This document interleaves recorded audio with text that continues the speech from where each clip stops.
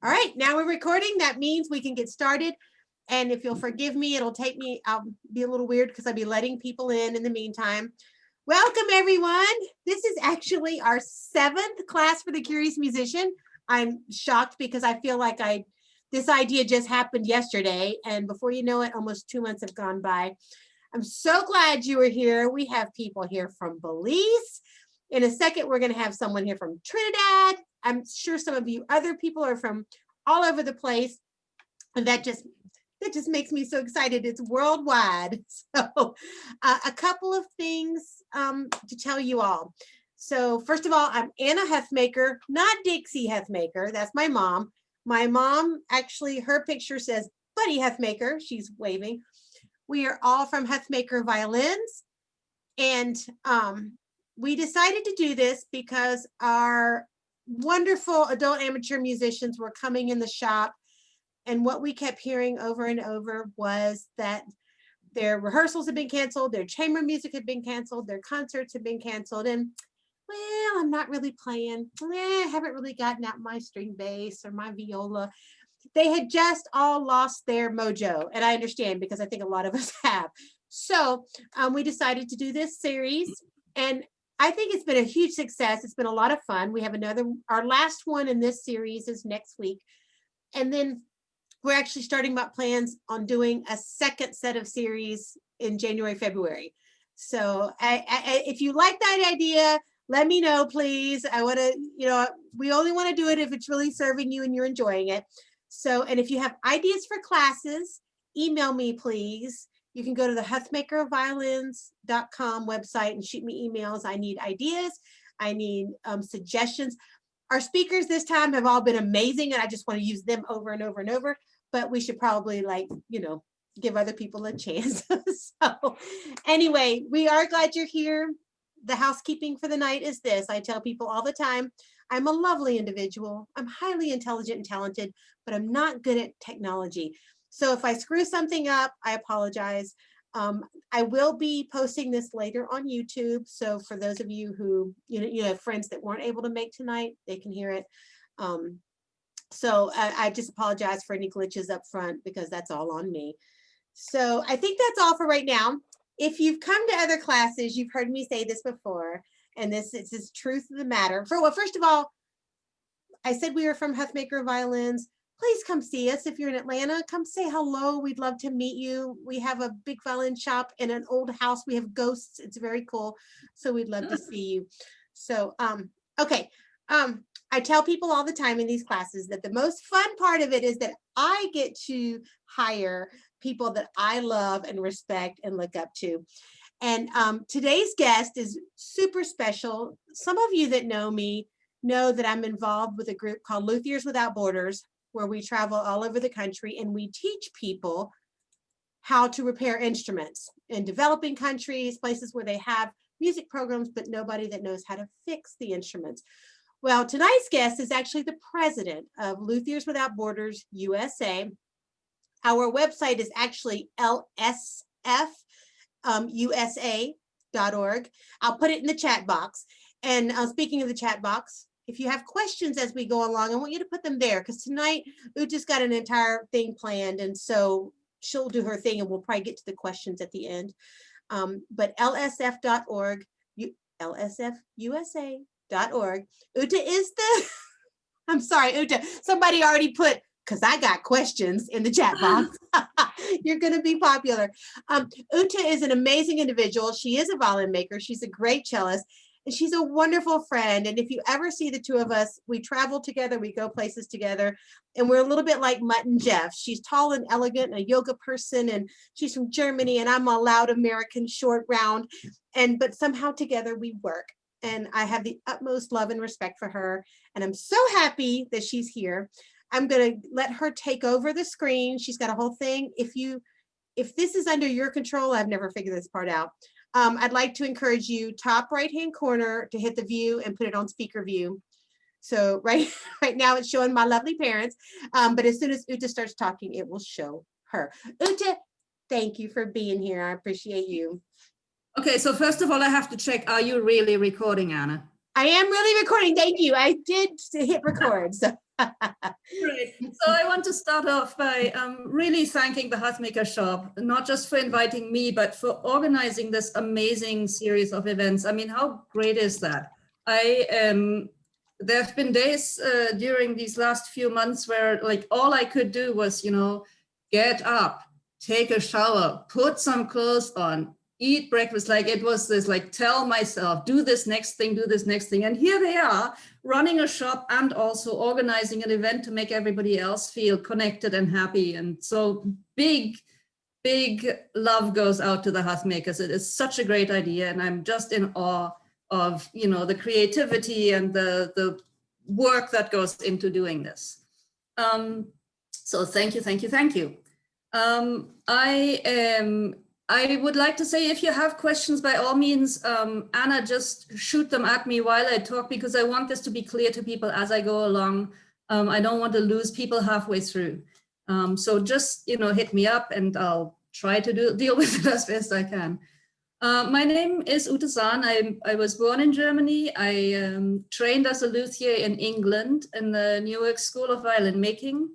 And then I've spent my career working in various violin shops in the UK, in Hong Kong, in Canada, and finally also in the United States. I now live in Minneapolis, Minnesota. I have also taught violin making for a few years at the Southeast Technical College in Red Wing, Minnesota. And for the last several years, I've worked for myself, making and restoring instruments and playing as a freelance cellist here in the Twin Cities area. So I've had and because I'm also involved with LSF, like Anna said, I feel like I've sort of tackled the issue of violin making from all different angles. And I really like getting that sort of broad, comprehensive view of things. I might not be as specialized as some people are in, history or copying instruments or this or that, but I feel like I've got a kind of global view of things. Now, I'm going to try and take you through the process of making an instrument. I am not a factory, so I can only ever show you the thing that I'm working on right now, and it's at the stage where it's at. I've tried to complement that with photos as much as possible, but I'm not super methodical about keeping photos of the process. So some of it I'll try and just describe and fill you in verbally, and we'll hopefully come up with some sort of an idea of what that all looks like. I'm going to start by showing you. Okay, so violin making 101. Okay, Anna, my little row of buttons disappeared. Oh, here we go. Did you have her?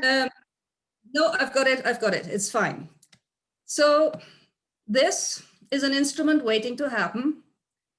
That's what I start out with when I'm getting ready to make a violin, viola, or cello, is a bunch of different bits of wood, also sometimes referred to as billets. So this would be the neck block. Can you all see my cursor? Mm-hmm. Yep. That's the bass bar. That's the two halves of the back, two halves of the belly, the ribs, and the purfling. I didn't put the block wood in there. All right. But that'll come up later. This is what I end up with, hopefully. That's a viola I recently finished. And then, oh, where did they keep disappearing to? This is an instrument that something happened to, and hopefully this will never happen to your instrument, but if it does, be sure to take it to Anna's shop, because then they'll be able to fix it. Now, of course, we want to avoid the stage C here, but I'm going to try and talk you through how to get from stage A to stage B. Now, musical instruments have been around for a really long time. Violin type instruments, I always thought they kind of came about around maybe the 14th century or so. But I attended this conference over the weekend, and people were saying, no, Europe has had violin type instruments since about the 10th or 11th century. And so they weren't maybe what we think of as a violin now, but they were bowed stringed instruments. And then of course, if you go to places like China or Mongolia, they've had something very much like a violin, only not with a wooden soundboard, but with a skin soundboard. And that's an instrument that is, you can play violin music on it. It has a fingerboard, it has strings and a bow.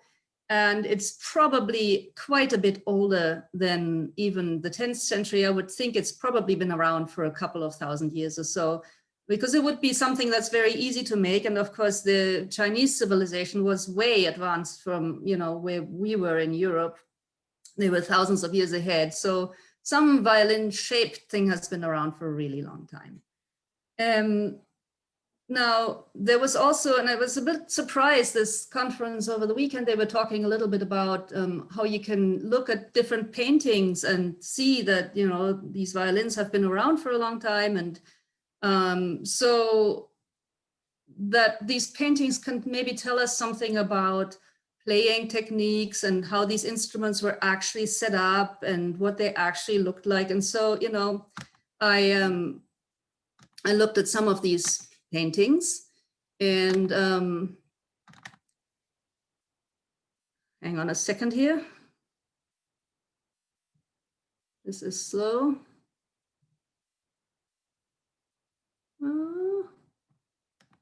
Here we go. Hey, Ute. Yes. One of our people asked about the conference. What was the name of the conference you were on? The convention? Oh, it was the Violin Society of America convention. Biannual convention. Actually, they are annual. Every other year is a really big one. And so it was supposed to be this big one, but it was over Zoom. So it was a little bit different format. Anyhow, so I was looking at these early paintings of musical instruments, and, you know, you're looking at this guy here. Something's missing, right? Somehow this instrument is looking a little bit funny, and then you're looking at this guy here, it's a cello, and the bridge is sort of at the bottom of the F holes. It has 5 pegs, but it only has 4 strings. And this one here, if you're looking at that over here by the side, it's the whole setup is completely moved over to one side, and so is the neck. And so I'm kind of thinking, well, you know, in those days, the painters probably didn't have much access to actual instruments. They had to sketch very quickly. They probably drew a lot of these things from memory. And, you know, they didn't have access to photos. They might have had access to prints, but the print would only ever be as good as the person who made the print. And so even though people were saying, yes, we should believe these painters, particularly if like the same instrument shows up again and again and again, well, maybe the painter just copied himself or copied his mate. And so I thought I'd do a little experiment, and I Googled images of violin players. And this is what I came up with. These were within the first 10 pictures that came up when I Googled images of violin players. And this is the 21st century, right? Where everybody is able to just look at images of actual violinists actually playing the violin. It's so easy to find, and yet you come up with stuff like this, you know? So I think that kind of proves my point that we shouldn't trust those paintings too much. But that's just my point of view. Like I said, I'm not really an expert in that. So for the most part, most violin makers these days, we've sort of agreed on the grandfather of modern violin making was Andrea Amati. He was a luthier who lived in the city of Cremona in the 1500s. And we like to think of him as the granddaddy because he actually spawned a whole hierarchy, dynasty of people who made instruments, his sons and his grandson. And his grandson ended up teaching Strad and members of the Guarneri family. And so he really was sort of the patriarch of violin making in Cremona. The other reason he's a really good one to pick is because there's really a lot of documentary evidence, and a number of his instruments survive that have a really clear provenance, where their existence was documented from one owner to the next through the centuries up until now.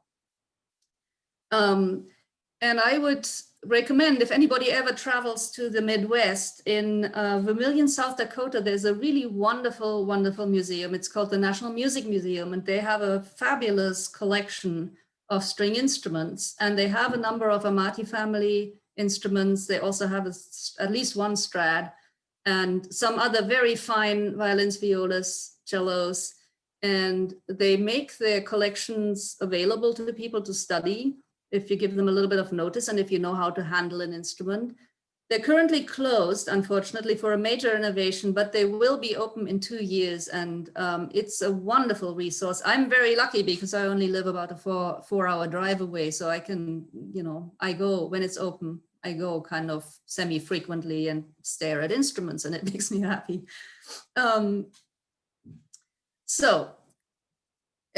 Where do we start if we want to actually make an instrument?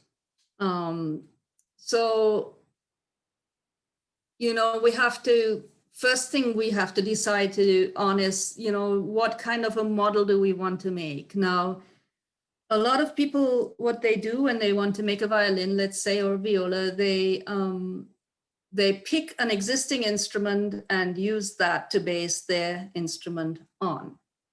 So if you want to do that, there's a couple of ways you can go. You can either, if you have access to a fine instrument, you can take that instrument and take 1 million photos and 1 million measurements and, draw around the outlines and take a tracing of the F-holes, and you can copy it that way from an existing instrument. But also there are, some of the museums and also the Strad magazine, they have this wonderful thing where, they make these posters that have everything you could possibly want to know about an instrument on them. So there's all the views. On the back side of the poster, it has tracings and measurements, and it's usually definitely enough information to make an instrument with.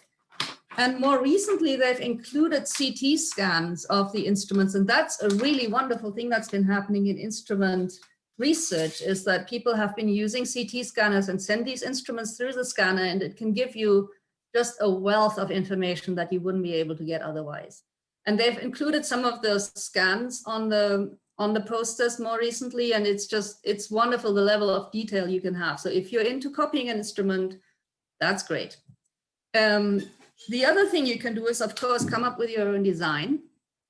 And it sounds overwhelming when you first start thinking about it. But again, there's been a lot of work that's been done around that. And when I went to school, there was this book, which is called Geometry, Proportion, and the Art of Luthery by a man called Kevin Coates.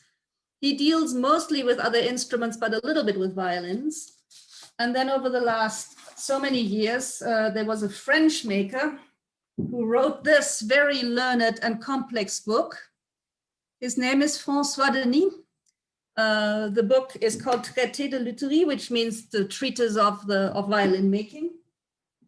And he really studied geometry and the role of geometry in the lives of the makers of the 1600s. And he wrote a bunch of what he calls recipes for designing instruments in this book. And I've gone through a couple of them. They're extremely complex. So he really gets in the weeds, and you take a unit of measurement and then you divide it by 13, and then you take 5/13, and then you take eight of these 5/13. It's just like, oh my God, which unit am I actually dealing with? So I'm not sure that the Cremonese makers necessarily use these exact formulas, because I'm not sure how educated all of them were. I know that Stradivari could read and write very well, but of course they didn't have public schooling in those days. And so maybe some of them didn't really have much of a formal education. They certainly started apprenticing very young, usually when they were about 13 or so. So I kind of think it's not super convincing to think that they would have kept all these formulas straight in their minds. And there is somebody else who has done a lot of work on this. It's a luthier called Kevin Kelly, and he lives in the Boston area. And if it interests you, he has a YouTube channel. And he lays out his ideas about how to design an instrument, and they're very elegant because they're quite simple. And so if you're interested in that, I would say check Kevin Kelly out, because I love the way he has kind of worked this in a way that I can imagine somebody back in the 1500s would have used it. And all you need to actually try these designs is a ruler, a pencil, and a compass, and you can do it. So I've come up with my design. The next thing that I'll do is, I have to make some templates to work with. And so these templates, this is an outline template for a viola, small viola. So that's for the inside of the body. And then this would be an arching template. So that kind of shows you how to carve the back. And there's a bunch of arching templates. There's probably usually is about 6 for the back and 6 for the belly. This is the scroll template. So those are pretty important in order to be able to make consistently kind of similar looking instruments. And once you've made the templates, then the next step would be to decide whether you're going to what kind of a mold you're going to use to build your rib structure on. So there's essentially, you can use, this is kind of a classic Cremonese style mold, very similar to what Strad had. So it's this plywood thing, it's yay thick, about 3/4 of an inch or so, 1/2 inch or 3/4 of an inch. And these holes in here are for clamps to go in so that you can clamp things to the mold. The mold goes inside the ribs while you're making the instrument. It gets taken out though, otherwise instruments would weigh a ton. But you're going to start with something like that, and then some blocks get glued into these recesses here, the corner blocks and the top and bottom block, and I will show a slide of that shortly. In France, they used a different kind of mold, which looks more like this. So this is an outside mold. And they would, rather than bending the ribs around the mold, they would go on the inside of this mold here. And I'm not entirely sure, they must have bent the ribs first and then fit the blocks into it later. The advantage of having an outside mold is that it's very, very accurate, because the ribs can't really go anywhere. They can only go exactly into this mold. Whereas with this kind of mold, there tends to be a little bit of wobble from top to bottom, or they might not sit completely tightly against the mold, depending on how good you are with rib bending or how obedient your piece of wood is. That can also be a bit of a struggle. And so you get a less predictable outline, maybe. Sometimes we like to call it freedom, but sometimes you call it unpredictable. It's a matter of degree. Like if it's highly irregular, maybe you just say that person is bad at bending ribs, but if it's just a little bit irregular, it's artistic freedom, right? The other way you can make a mold, you can make an instrument is by not actually having a mold that follows the outline. And there's a way of making it completely without a mold, where you just build up the rib structure on the back. I have tried that, and I knew I had a photo of it somewhere, could not locate the photo, unfortunately. Or there's something that's called a skeleton mold. So here you have areas that, the blocks get glued to these endpoints here. And then the ribs are pretty free floating between the blocks. So you get the freedom. Again, it's maybe not for somebody who makes their first instrument, because rib bending is kind of hard. Share. Hey, Ute, which one is your favorite? Do you always use the same kind, or? No, I like using the skeleton mold because of the slightly greater degree of freedom. But most often I use the regular mold. So here you can see, that's my cello mold with the blocks glued in place. And this cello mold was a little bit of a joke, really, because I made a cello with it many, many years ago. And then I've decided this year I have all the time in the world because of the pandemic, so I might as well make another cello. And so I thought, well, I better check all my templates and check this mold. And I found that I have no idea what I was thinking when I made this thing a quarter of a century ago. I would never make anything like that again. And so I had to adapt a little bit. So normally what you would see is that this end block here would, be flush with the mold. But for some reason, mold ended up being too short. So I thought, well, I'll just deal with it. I'll just leave this little bit here of free space. And there were some other areas in the C ribs which weren't quite right. And so I had fun with it. The thing is, with the cello mold, it is so much work to make a new one that I thought I'm gonna have to make this work, because there's no way I'm going to spend, I don't have machines. I have a drill press and I have a grinding wheel, and everything else I do by hand. And so there's no way I'm gonna spend 2 weeks making a cello mold. So I made it work. And now I'm gonna show you the cello rib structure.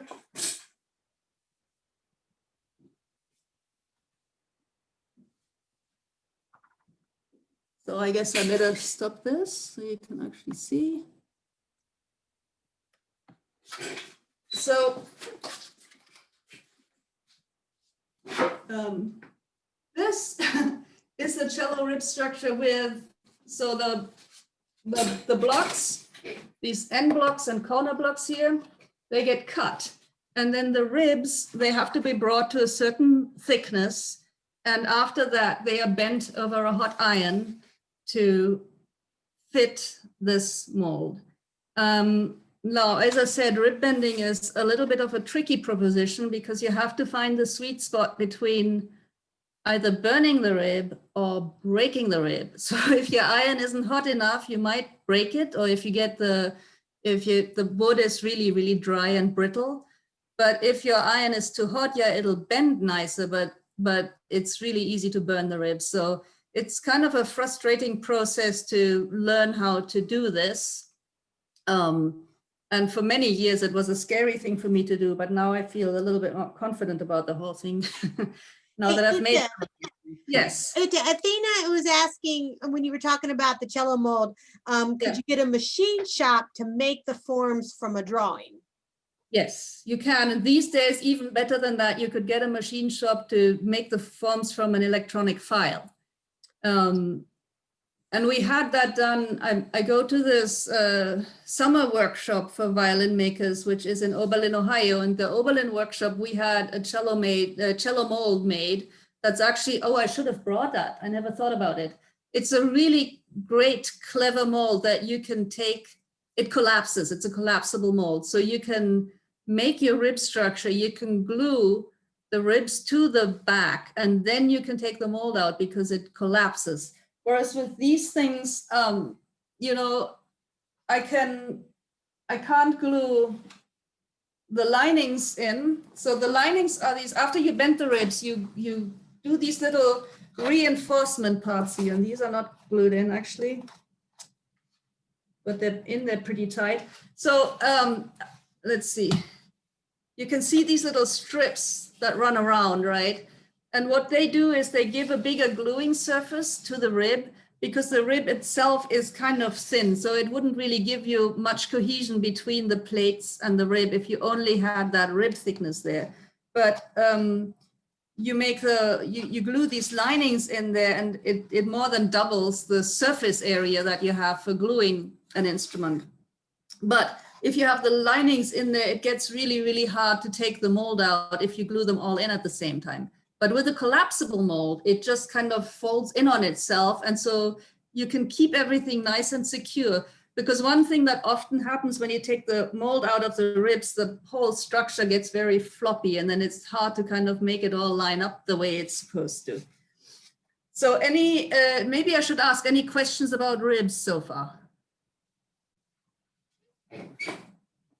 I think they're good so far. Oh.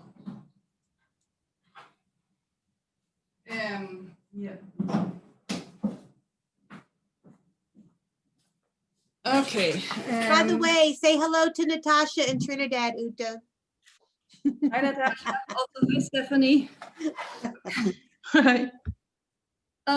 So then when the ribs are done, they pretty much determine the outline of your instrument. So then it's time to get the plates ready. And the plates, so typically you get this piece of wood. It's one piece of wood and it's been cut in half, more or less. Sometimes you have to cut it yourself, and then you have to join the two halves together. It's kind of like a book, right? So you have these two matching, hopefully symmetrical halves, and that's going to be your violin back or your violin belly. And the tool to do that with is a plane. So this is the size of my big number 5 plane that I use for doing center joints.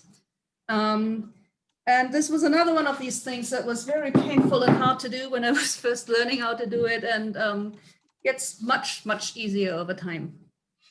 So I join my plates together, and then you find some way of either clamping or pinning the ribs to the plate, and you literally draw around them with a little scriber tool to get your outline. And then you have another small, like a little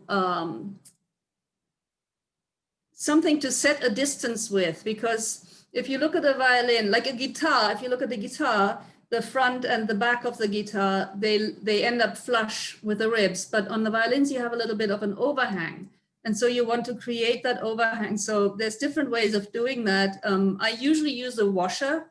So I just run a little washer around the rib outline with a pencil, and then that gives me my overhang. Or other people, when I first learned how to do it, they would just flatten one side of a pencil to have that sort of even distance set from the rib, and then you draw around. And hey, Ute. Yeah. Ute, Karen wants to know why it wouldn't be one piece. You can make it out of one piece. The cello I'm making right now is a one-piece back. It's a little bit like, to get really nice wood, if you think about it, the tree has to be twice as big if you have a one-piece back. And so I think it's mostly a question of cost. It's more expensive to have a really nice one-piece back than to have a really nice two-piece back. But you can definitely make a one-piece back. Another issue can be which way the piece of wood is cut out of the tree, because you're going for a certain angle of the grain in the wood. And if we have time, I'll talk about things like grain and density and so on a little bit later. But right now, I just want to kind of go through that. But yes, it's definitely possible to have a one-piece back. More typically, you would have a one-piece back than a one-piece front, although I have also made some instruments with one-piece fronts. On the bellies, you run into the problem that the grain tends to be very, very wide towards one side of the piece of wood if it's a one piece. And so then it's not as homogeneous, and you have to kind of make adaptations for that. Anyhow. And Athena also wanted to know, when it came to the bending of the ribs you were talking about, was it harder to do a cello than a violin or vice versa? Yes. Cello is harder because you have to leave the ribs a little bit thicker, and also because so on a violin the ribs would be 1.1 millimeters thick, and on a cello it's usually more like 1.5, and it makes a big difference in terms of how much that piece of wood is going to fight you. And you have the height, of course, also, because the cello rib is about 3 to 4 times as high as a violin rib. And again, you run into this problem that it's really hard to find a piece of wood that's exactly quarter cut.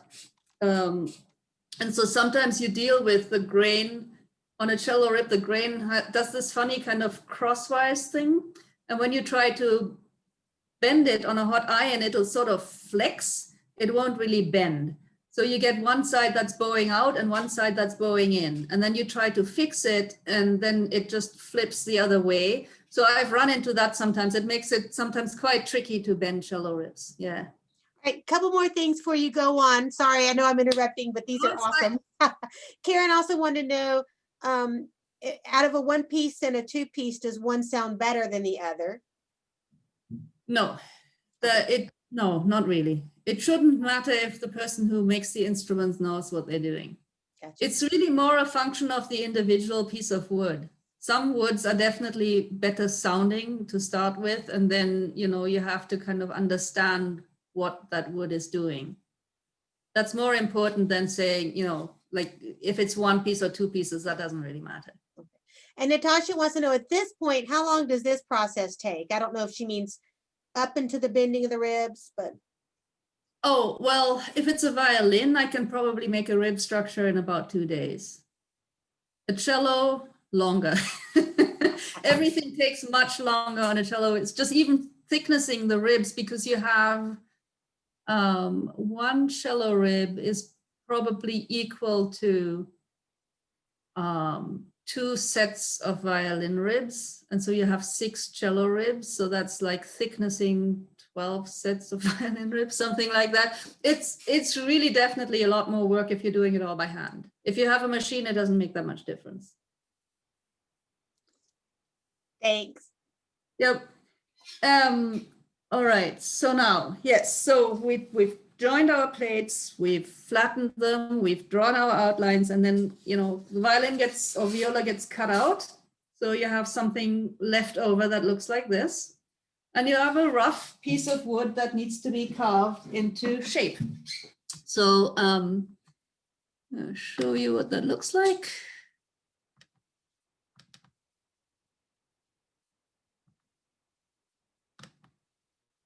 So here is what that looks like when it's in progress. You can see on this side over here, it's, you know, that's just how it came out of the sort of roof-shaped piece of wood. And here I'm using a gouge, which looks like this, to carve the arching shape. And so initially you just try and kind of make a rough estimate. You can use your templates, but the first go around is really just to kind of bring the edges down, and so that you can work on the outline. And you can see in this picture how it's kind of a little bit rough from the saw. And so that has to be cleaned up and tidied up. I use some small planes, knives, maybe a file for the kind of corner areas to get that all smoothed out and back to the line that I penciled there with my little washer. And the reason I want to have nice edges is because the next step is going to be doing the purfling. So the purfling is essentially an inlaid strip of wood. So it's these 3, what I do is I glue these 3 strips of wood together, the black, the white, and the black. And I use it as a one unit. There are also people who just use the individual veneers to do their purfling. And I have done that once. It was desperately fiddly. I should probably try it again, but I didn't love the outcome. So it's whatever you learn to do. There are also other drawbacks to using using it the way I do, but it's what I know. And so that's what I do. And this one was a decorated viola with a little bit of extra inlay in the back with the double purfling here. Normally I would only do one strip of purfling around the edges. But here you can see that, I make this little channel. So there's a tool that has 2 little knives on it. And you set it at a certain distance from the edge and you mark out those channels, and then you cut it with a knife. With a different knife, you cut these, make those 2 cuts deeper, and then you chisel out the middle with a teeny tiny little chisel. And then again, you bend the purfling over a hot iron to fit it into all these little curvy areas. And, on a normal, this is on this cello I'm making right now, that's the corner, what that looks like, really blown up. So the purfling is, it has a purpose. It's not just decorative. And the reason we put it in there is that when we have a small little oopsie with the instrument, let's say we just hit the table with the edge, or maybe hit the music stand, or we set it down a little bit, none too gently.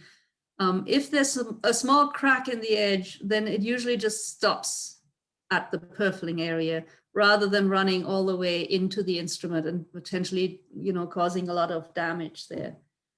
And just sort of going back to the early instrument makers, it's really, the more I kind of look at instrument design and how an instrument works, the more amazing it is that without the help of calculators and computers and modeling and all that, they came up with making a thing that is so perfectly suited to the job that it's supposed to do. It is really amazing. How did they do that? How did they come up with this, with the violin shape and with all these details that really, really work so well? So once I have my purfling in there, then the next step is to finish the arching, and we do this by carving a small sort of curved channel around the edges and then blend the arching in from there. And for that step, we use these tiny little finger planes. So yeah, I'm going to stop sharing for a second so you can see what I'm talking about. This, oopala, it's falling apart. This is the smallest plane I have. So it's, that's the size it is. And we use these little guys to smooth out our arching. And then to finish it, we use something that's called a scraper. So it's just a flat piece of metal. I have a whole collection of them with different curves, and you can make a little edge on them. You can make a little cutting edge on them, and then you take all the tool marks out with these scrapers. So I do not use sandpaper on the outside of my instruments. Sandpaper is kind of frowned upon by most violin makers because it tends to just sort of grind the wood, and you end up with the pores being clogged up with dust, and it's not a very pleasant appearance. We want it all to look very crisp and fresh, and especially once we put varnish on, it's really important to have, to have the surface of the wood look cut rather than ground. It makes a difference. Ute, Yes. Athena had asked, does the purfling affect the flexibility or the resonance of the plate? Not really, because the purfling pretty much goes directly over the ribs. It's in that general gluing area, so it doesn't really have anything to do with that. Now, maybe on those instruments with a double purfling, it could. I'm not sure. I'd have to think about that a little bit, and I'm not sure if anybody else has really thought about that. It's a good question. Because of course you're digging into the wood and then you're gluing something else in there, and it tends to, when you glue something in, it tends to make the wood stronger as long as it fits really well, right? Because you get kind of a plywood effect. So it's possible that it actually lowers the radiation rate a little bit of the plates. But also typically that model, which has the double purfling, is a super loud, responsive sounding instrument most of the time that people have made it. So not sure. Good question though. Excellent question. When I'm scraping, how do I hold the workpiece? Yes. I clamp it in some way or another. So if I'm working on a violin or viola, I have this thing here. So what I do is I have two square blocks. Well, I have a whole collection of these square blocks that fit exactly into these cutouts. And I will glue 2 blocks to each of the plates I'm working on in these positions, so I can just slot them into this board. And then you might be able to see there are these holes in the board. And I have matching holes in my workbench, and I stick a nail in there so that when I sit this thing on my workbench and I sit the plate with the 2 blocks in this board, then there are no clamps that I could run into with my tools. Because of course, if you have a crash between a clamp and a tool, the tool always loses and you lose your cutting edge. So I use this for violins and violas. For cellos, I just clamp them to the bench, you know, with lots of padding under the clamp, because they're big enough where I can just work on an area and not run into the clamp. Good question again.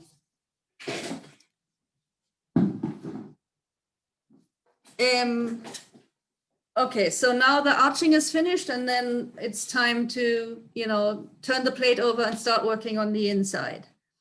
So this is essentially a similar process to the initial arching process. This is what that would look like. So again, I have a clamping setup, which is actually very, very primitive, but it works really well. It's a stick gets clamped to the bench. The plate gets clamped to the stick. So I have one at the top end, one at the bottom end. And then I have freedom to move between, you know, this is stick number 1, this is stick number 2 up here. And between that, I gouge out with a gouge. And there is a, you know, of course, how do I know how thin to go, right? So there is a measuring tool. This is called a dial caliper, and it'll tell me how thick the plate is at any given point. And I start out usually with some sort of an idea of what thickness I'm going to go for, because one thing that I do before I start working on these instruments is that I measure the density of the piece of wood I'm working with. And that'll give me some idea of if I have a denser piece of wood, so a piece that's heavier per cubic inch or whatever, then, you know, I can probably go a little bit thinner in certain areas. Otherwise, I'll end up with a 2-ton violin. And especially on violas, it's very important not to go too heavy, because, you know, the player has to deal with this weight on their shoulder and on their arm. So I can measure how thin to go. There's also, I should show you the other tool. Hang on.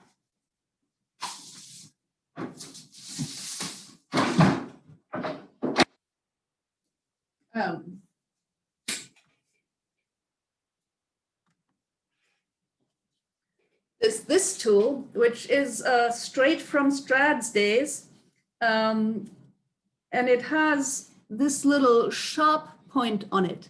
Now you can set this to a certain depth, and it's a great help for the lazy violin maker, because you can set it to whatever depth you want, and then you put the plate in there and you just go plonk, plonk, plonk, plonk, plonk, and it makes little pinpricks all over the inside of your plate to tell you how deep to dig it out with a gouge. So then you don't constantly have to measure. You can get it pretty close to where you want it to be.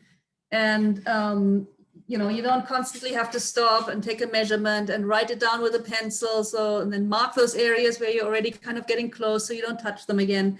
It's quite fast and efficient, and yeah, saves a lot of time. And then, of course, I go back to, you know, using the little baby planes to smooth it all out, and I finish it off with a scraper.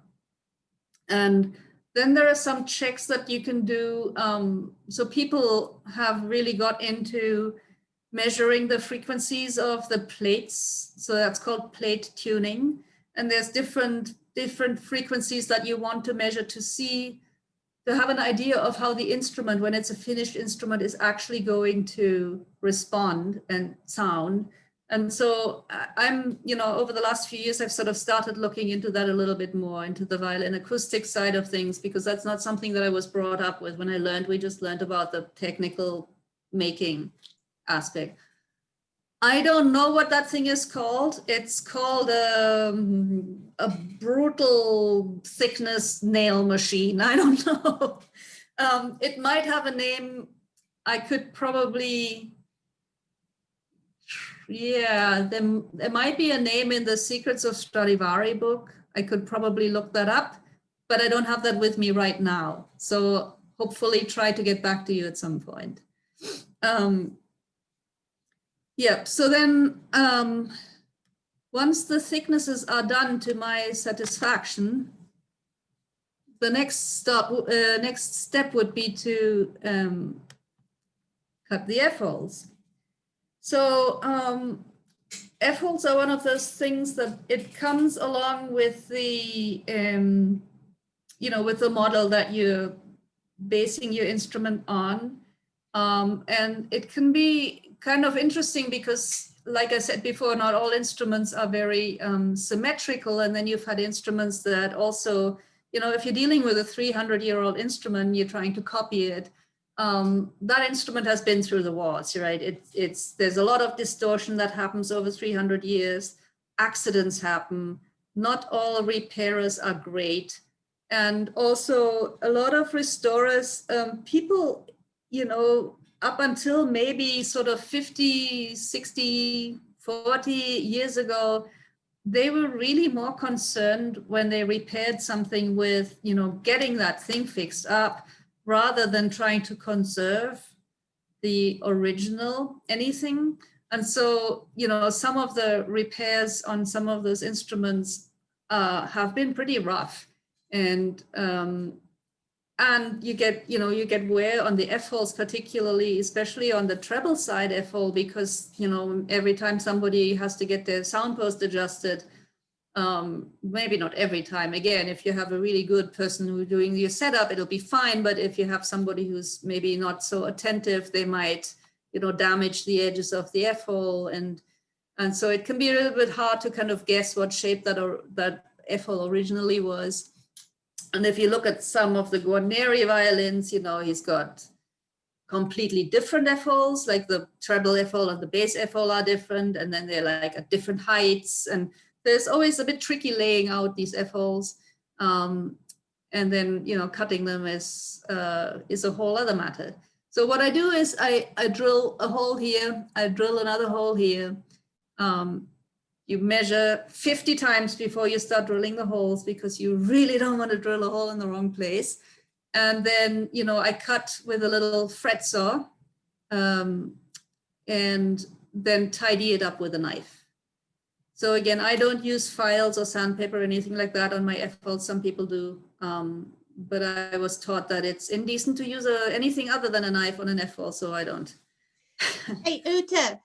James had asked what kind of wood the ribs and plates are made out of, and Athena wants to know if you ever designed your own unique F-hole. Yes, I will get to the wood later. I was talking to Anna, like I'd made this whole PowerPoint thing, and then I realized that I wanted to do a different order. And I didn't know how to switch the PowerPoints around, though. Anna told me how, but it was too late to do anything about it. I will touch on the issue of wood in a little bit. And yes, I have designed my own unique F-hole, but of course it builds on 400 traditions of other people, 400 years of traditions of other people making F-holes. So it still looks like an F-hole. I've designed a couple of instruments myself, and it's a really interesting process because it really shows you how much thought went into designing them in the first place. Like, it's hard to come up with something that's really original and at the same time really functional. Yeah. Wow, you guys are really asking great questions today. It's excellent. So let's see. Look at my cheat sheet. So F-holes. The F-holes are done. And then the last thing that sort of remains to be done on the inside of the instrument is the bass bar. So this is unfortunately the only picture I had of a bass bar being glued in place.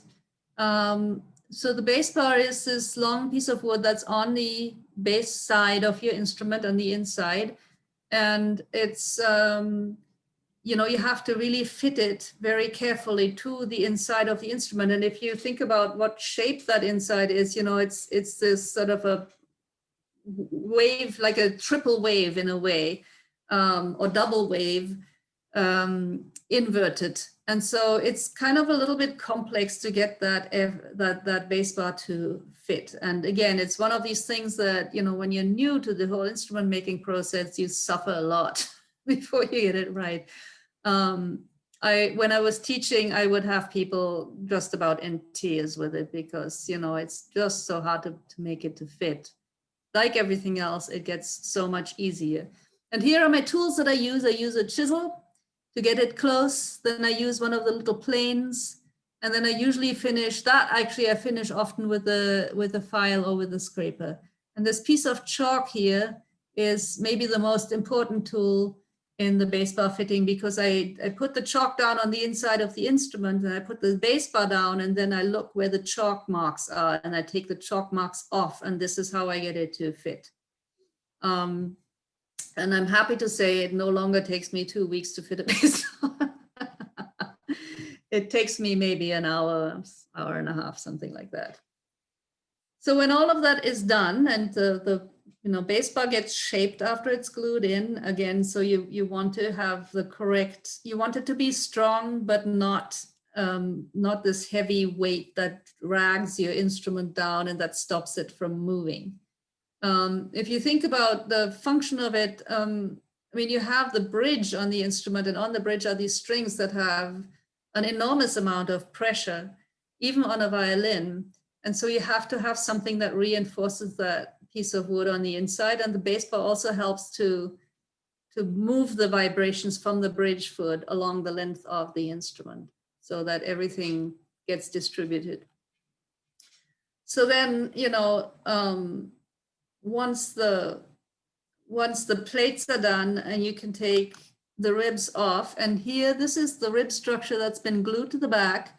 And here I'm gluing these top linings, and I talked about the linings earlier, and the top linings get glued in, and I use these little plastic clamps to keep them in place. And I always love this. It looks like a violin has a halo or something like that, or really crazy hairdo. I just love that optic. I mean, that is part of the fun of making a violin, that almost at every stage, something really beautiful happens, unless you have some horrible accident or other, but so next thing is the scroll. I'm a little bit ahead of myself here. So, and like I said, I'm just starting out with this piece of wood, and I'm going to show you. So this is my cello neck block, and it's not quite as big as it should be, but here I have sort of penciled the, no, that's maybe hard to see. You'll have to take my word for it, because I don't think it comes, maybe it comes out a little bit in the photo. You can see I've sort of drawn the outline of a scroll on there. Possibly you can see it. It's a thin line. And so that I'm going to have to saw that out. And on a cello, the tool I use for this purpose is an old-fashioned bow saw.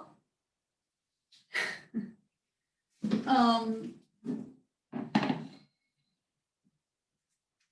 on a violin, I would do it with a coping saw. So I don't have a bandsaw. We had a bandsaw. I'm sharing my studio space normally with a bow maker, which is very nice. Because of the pandemic, I haven't really seen him, but we had a bandsaw for a while, but it was homemade and a kind of dangerous proposition. And so we got rid of it because we like our fingers, and hopefully at one point we can get another one. It's kind of a small shop though, so we don't really quite know where to put it. But anyway, so then once the scroll outline is cut out, then, I have to cut everything away that is not a scroll. So that's where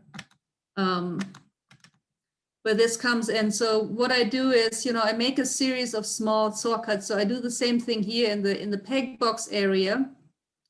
I make a cut down to a certain width that I mark out with a pencil before, and make a series of saw cuts, and then chisel away everything between the saw cuts here. And I like to make the fairly small saw cuts because it gives me more control over carving.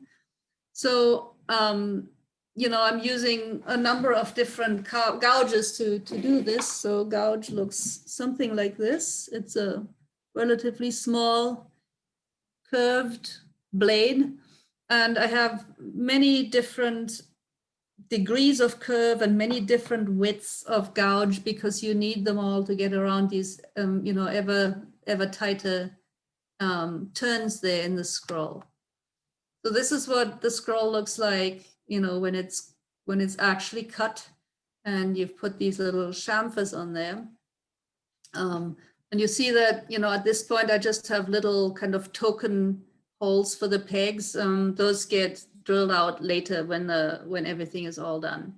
And unfortunately, I don't really have any pictures of the process of making a peg box. So again, you'll just have to believe me. So at this point, it's still solid, but then, you know, you start cutting with a knife and with a chisel, you start cutting out the inside here until you've cleared all these peg holes to be, so that you'll have enough space in there for your peg and the string that's wound around it. And then next step would be to cut the fluting at the back. So here I have the scroll in a vise. And again, I use these gouges. First, I make these two sort of exploratory lines on each side, and then they get connected. And then I finish all of that with the scraper. Are there any questions about scroll carving at this point? Good. It's the most fun part about making a violin, at least for me. I'm sure other people have other preferences, but I love making scrolls. It's just an immersive experience and kind of meditative experience, and I just really, really like it. I am curious, is it equally difficult or easy to do both sides, or is one side harder? One side is always a little bit harder, partly because the wood will want to tear out in a direction that you don't want it to, and partly because, you know, I'm right-handed, so one side is easier for me to do than the other. And I think that's the same for everybody. So one side is awkward and one side is easy. And I couldn't tell you right now which is which. It's really funny. I think for me, it's the bass side is easier than the treble side. Yeah, that sounds about right. Yeah, I'll pay attention next time I make one. So then, you know, it's time to put it all together. So what I do is I make a fingerboard, I glue it on there and get the neck almost completely shaped. And then, you know, fitting the neck is kind of a really hard thing to do exactly right, because everything has to come together at the same time in the right place with all the right measurements. So the angle has to be right. It has to be dead center. It can't be sort of tilted from side to side. And so that's something that you have to really be very accurate with to get it right, because there's not much room for error there. And so that's pretty much the woodworking part of that. Now, next thing, where's my cursor gone here? Yeah, so now we're talking about wood. Takes a forest to make a violin. So this little beauty here is something that we have a lot in Minnesota. It's a maple tree. So most typically, the back, the ribs, and the head of a violin are made from maple, although not always. And particularly on violas and cellos, there's a little bit more freedom with what materials you can use. And sometimes I think that was also kind of a matter of financial interest, because it's cheaper to buy a big piece of poplar than a big piece of maple. So poplar is a wood that is sometimes used for making cello or viola backs.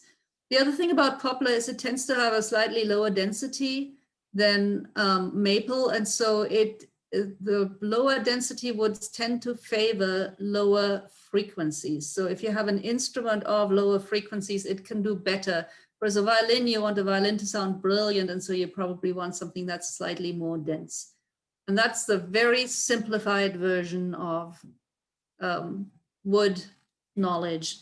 This is a spruce, and the bellies and bass bars are pretty much always made from some sort of mountain spruce. So alpine spruce from the actual Alps in Europe, Engelmann spruce here in the US. And the reason for that is that you want a soundboard that is really responsive and flexible, but also strong, because like I told you, you have that heavy bridge pressure sitting on the belly there. And so the spruce, the quality, the properties of the spruce are, it has, you know, it's a coniferous tree, so it's a needle tree, and it has these very distinct growing seasons. So over the winter, it doesn't really grow. The ground is frozen, doesn't do anything. It's kind of dormant. And then the spring comes and the snow melts and it sucks up all that moisture from the ground, and it grows a lot. And then it slows down over the summer as the ground dries out a bit, and then, you know, slows way down until it hits the winter again. And if you're looking at a piece of spruce, you can really see those annual rings. So every growth cycle is one of those lines that you see in the wood. And so if you were to cut through a tree, like if you were to fell a tree, you would see, you know, these concentric rings there. And each ring represents 1 year of growth. And so what happens is that wood that grows in the spring is really soft. And then when it stops in the winter, you get this kind of a hard line in the wood. So the annual rings are quite hard, and it makes the wood really lightweight because you get the soft, fluffy spring growth. And then you have those, that winter grain there, which is extremely strong. So spruce, for instance, it'll shrink sideways as it absorbs or evaporates moisture. It'll move sideways. Let's say when it absorbs moisture, it'll grow. When it lets go of moisture, it'll shrink. But it has very, very little movement end to end because the hard grain keeps it extremely stable. So that's and that's why we like to use it for tops, and also for especially top blocks is really good because there's just not that much, you know, it really kind of holds the neck firmly and there's not a whole lot of movement in that block. Sometimes, this is a willow tree, so sometimes willow is used for blocks. You never use it for a base bar though, because it doesn't have those annual rings and it doesn't have that much internal structure.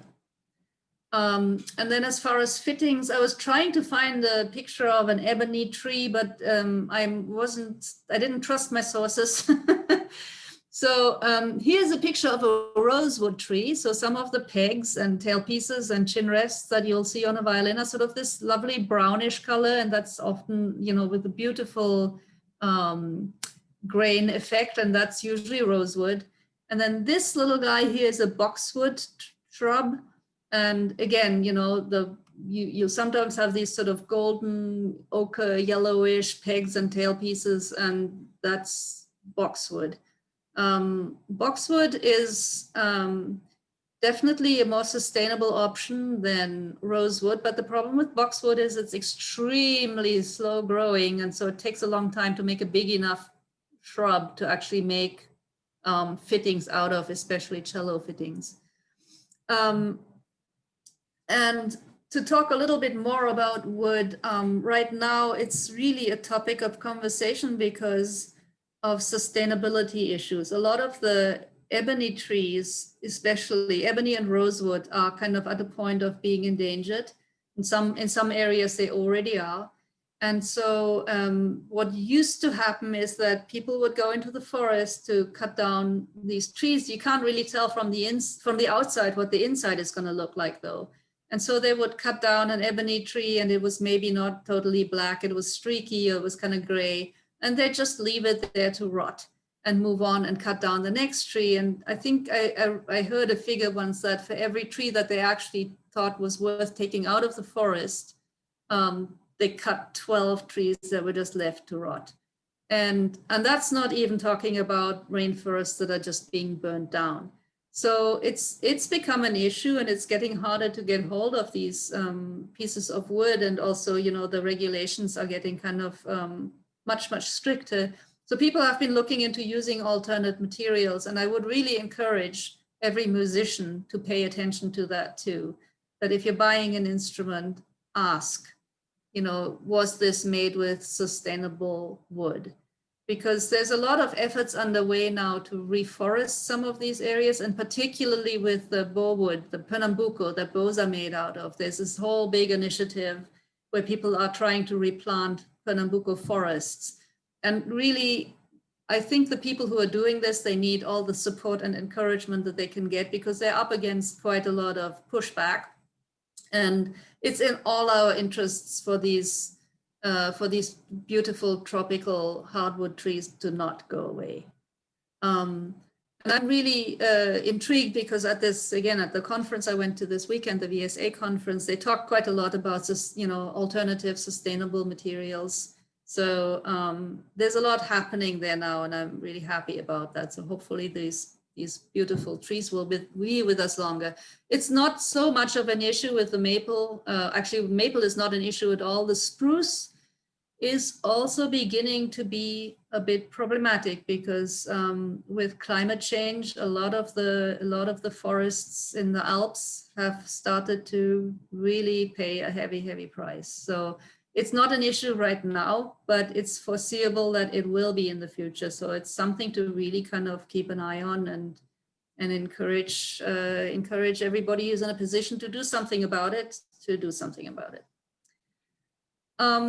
Now, all the materials that I use for instrument making are natural. This is a lovely little plant called equisedum, and you know how I told you guys that I don't use sandpaper.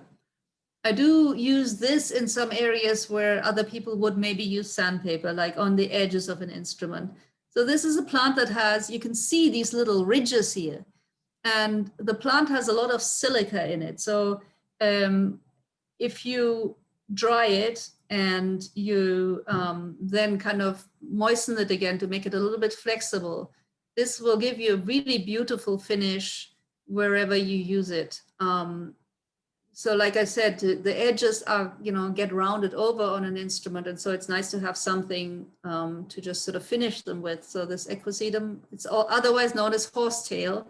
It grows abundantly in ditches and damp areas, and there's many different kinds. So that's luckily, and it's an ancient plant. It's been with us for, millions of years. And so luckily no issues of sustainability here. This is a jar of glue.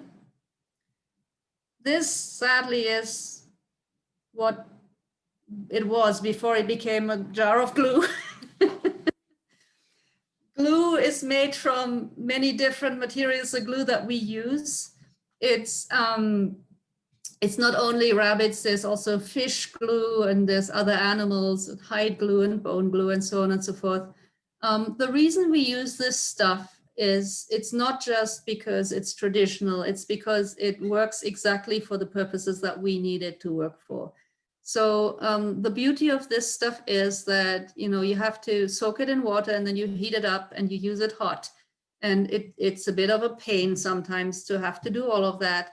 But when it dries out, it becomes very dry and a little bit brittle.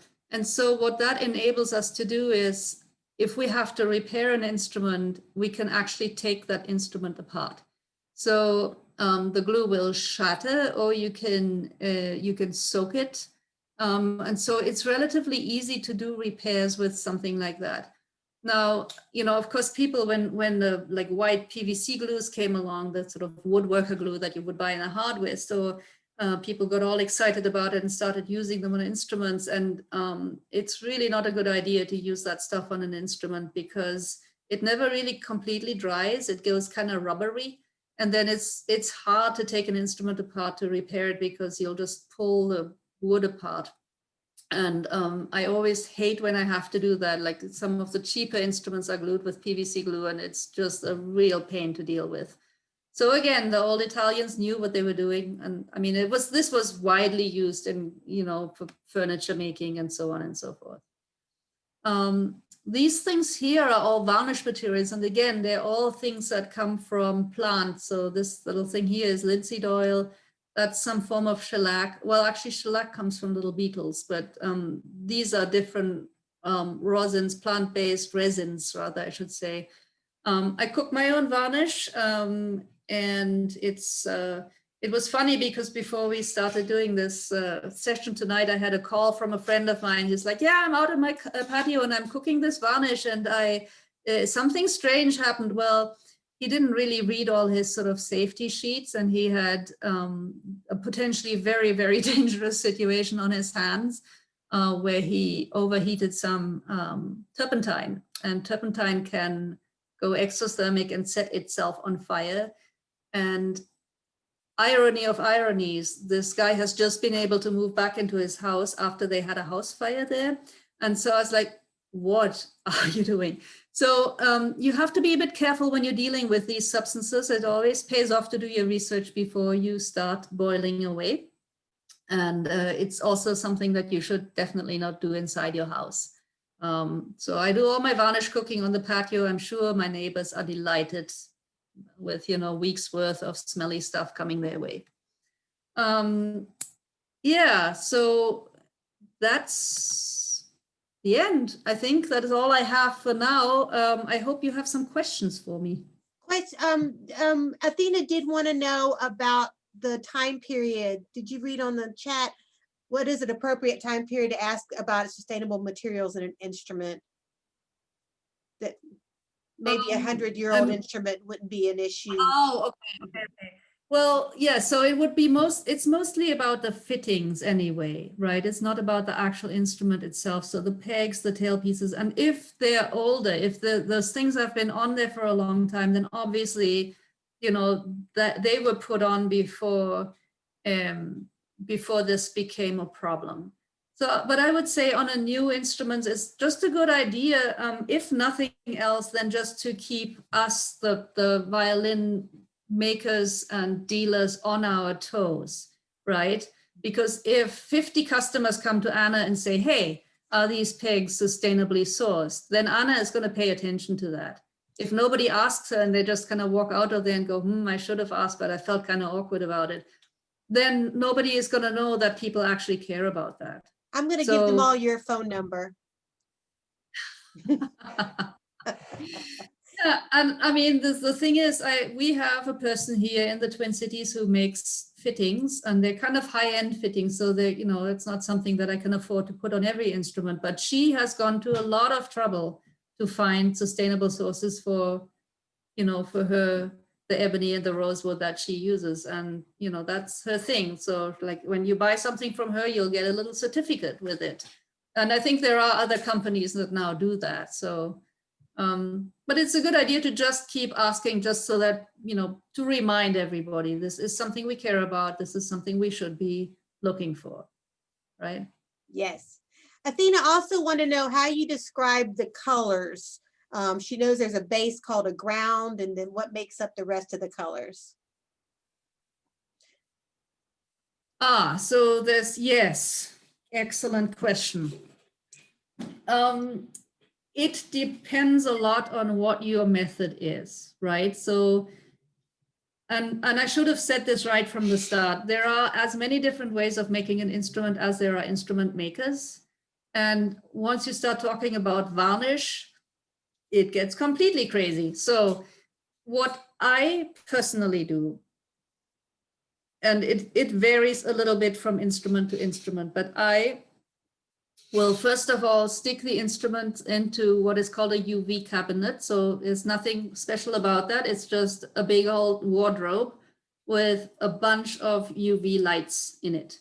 And that's to simulate having an instrument hanging out in the sunshine for a year or two. So I can get that UV light on the instrument and do that for a month or two, and the instrument takes on this lovely golden color. Then after that, I put on what is called a primer, and there's different products on the market. Sometimes I've made my own, but I haven't loved it, and so I just tend to buy primer, and I'm not quite sure what that is. because that's proprietary information, right? So I'll put that on the wood and it just, gives it this lovely kind of golden brownish sheen. Then after that, I would put on some sort of a ground. So it could be either a resin varnish that doesn't have any oil in it, to kind of just seal the pores. And usually I would mix some sort of a mineral substance in there with that. So it could be pumice, it could be a powder called Tripoli, which is used as a polishing agent also, or Vienna chalk. So these are kind of essentially things that are a little bit abrasive. And I tend to mix that in with my first coat of varnish because it kind of closes the pores, but it doesn't make it look, it doesn't sort of sit on top of the instrument. So that step is quite vigorous because I slather that stuff on and then I rub it into the wood and then I rub all the excess off and, my arms hurt and all that. But I'll do anything to make a good look. And then after that, I start layering on the oil varnish. And the color in the oil varnish itself, a lot of it comes from cooking the varnish for a long time. So I tend to cook. What I use is colophony rosin, so, something from a pine tree. And I cook it for like 100 hours at a certain temperature. So it becomes quite intense. And then I mix in my linseed oil and a little bit of a solvent, either turpentine when I've lowered the temperature enough, or lavender oil, and or a little bit of both. And that makes the varnish applicable, because if I just left it, if I just cooked it and added my little bit of oil, and by the time it cools down, it would just be a solid lump. So I have to use something to, keep it liquid. But a lot of the color comes from just cooking the varnish forever. You have to be very careful not to burn it, because then you'll just end up with something that looks like dirt. And I do also, there are also plant pigments that you can use. And sometimes I use a little bit of plant pigment just to make it a little bit redder. So there's a plant called madder, and you use the roots of the madder to make some color extract from, and then you can make pigments with that, or you can add the extract directly to the varnish in some form or other.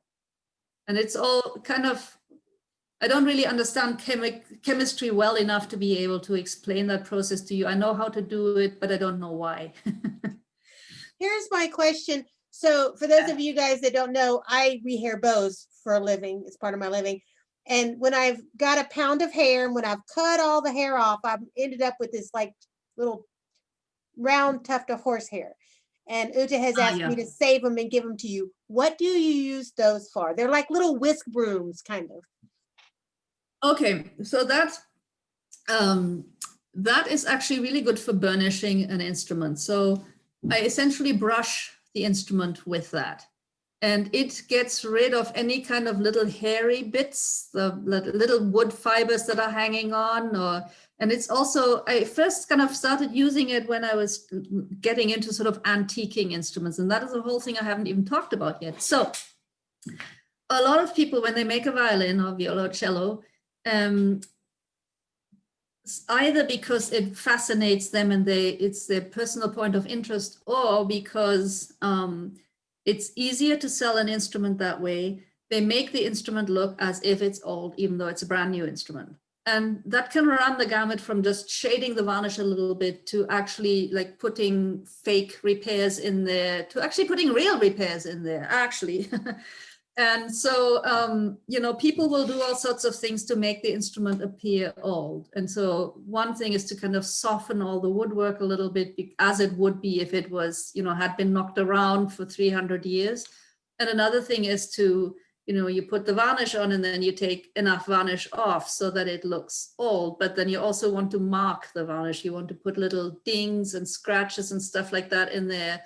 And then there's that area under the chin where now we have a chin rest. But in the first so many years of violins, there was no chin rest, and people would just have that under their face, right? And you think about most of the people who played violins were men. And so they had these stubbly beards or stubbly chins that were sitting on the instrument right there. Now, what better thing to replicate a stubbly chin than one of those hair end, bow end things, right? So I started out by just sort of doing this thing with them in the chin area of the violin. And then I thought, oh, this is actually kind of rather a nice effect. And maybe I should just use that in other areas too. So that's what I use it for. It's sort of a burnishing tool for me. Well, I have some more to send you, so. Okay, I'm actually good for now, but you know. Okay. All right, we are coming up till 9 o'clock, so we're almost done. Does anyone else have any questions you want to shoot to Ute? You can throw them in the chat box. And also, if you think of questions after we're done, you can, again, Huffmaker Violins, email them. I'll forward them straight to her. So unless, and Ute, you could certainly share your email. I will say she makes stunning instruments. I've seen her instruments. I have a particular love for her violas. I don't know why, because I'm not a violist, but if you are in the market for a beautiful, beautiful instrument, you should call her, especially the ones with the lotus on the back. Ute, so great. It's just the one so far, but yeah. It looks like it was effortless, which makes me think that it was really hard to do. Oh, I'm really glad you didn't hear some of the language coming out of my mouth when I was making that thing. Oh, that's funny. Yeah, or you know, just contact Anna if she knows how to get a hold of me. Or you can find my website, utezahnviolinmaker.com. And yeah. Well, you can email me. Thank you so much. You have been wonderful. The chat box is just excellent, wonderful, excellent, and a lot of people thanking you. So next Thursday, so I want to see you all back here, same bat time, same bat channel. We have Julie Rossiter, who's going to come and do a thing about the bow arm, playing with elegance. She is a violist, but it will be appropriate for all string instrument players. And so I hope to see you all there. And thank you so much, Ute. We're all clapping, even though you can't see it, so because we're all muted. Thank you all for coming. It would be so boring to do this to an empty screen. So well, there's a lot of neat people up there. So yeah, stay safe, everyone. Yes, everybody stay safe. I will put this up on the Huffmaker Violins YouTube channel, and I'll announce it on Facebook so that you can see it. Athena, you can come hang out at our shop anytime. Or if you're talking to Ute, then that's between y'all. She'll have to invite you. Bye, y'all. Bye, everyone. Bye-bye. Thank you so much. Take care.